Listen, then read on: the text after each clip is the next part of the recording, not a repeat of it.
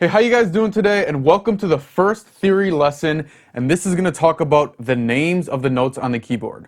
Now, some of you guys, you might already know this, and this might be super simple. If so, you can just skip ahead to the next lessons on theory. But I wanted to make this a theory course all the way from the beginning. So literally, if you've never played piano before, you can learn right from the beginning everything. So I'm going to teach you the easiest way to memorize the notes.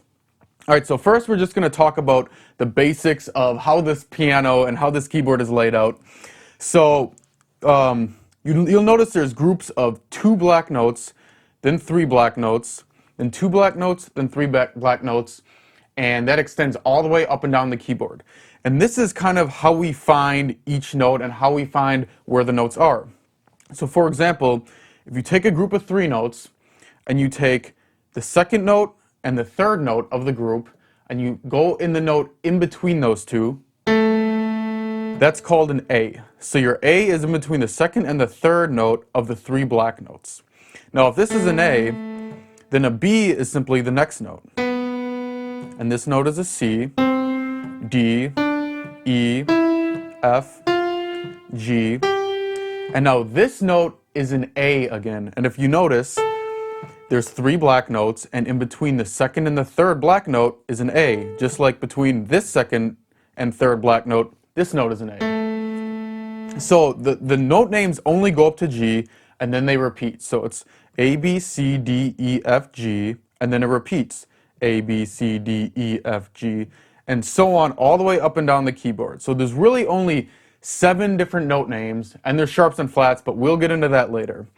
Now, the easiest way to memorize the note names when you first get started, there's a little acronym that helps you learn them way faster, and it's really easy to remember.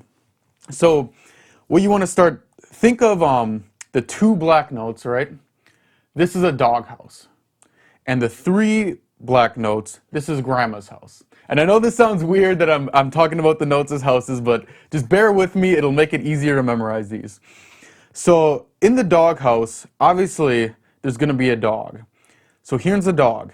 And this is the note D. So D stands for dog. So this is how we're memorizing them. And outside the doghouse, there's a cat. And this is the note C. And on the other side of the doghouse, there's an elephant. So here's the note E. So if you can remember, there's a doghouse, a cat, a dog, and an elephant. You have C, D, E, all memorized.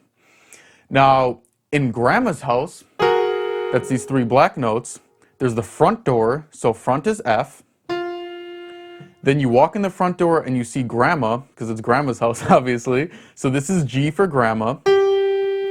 And then grandma said, hey, I made apple pie, because, I mean, grandmas always make apple pie. I know my grandma makes some of the best pies out there.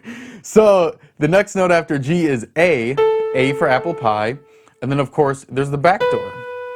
So if you can remember front door, grandma, apple pie, and back door, you've memorized F, G, A, B.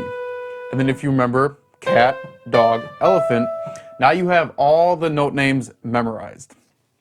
Now, I want to say, although this is a great way to memorize them, and I know it's a little cheesy and a little, you probably feel like you're in kindergarten when I'm talking about this stuff, but I think sometimes it just helps to break it down into a super simple way of learning them.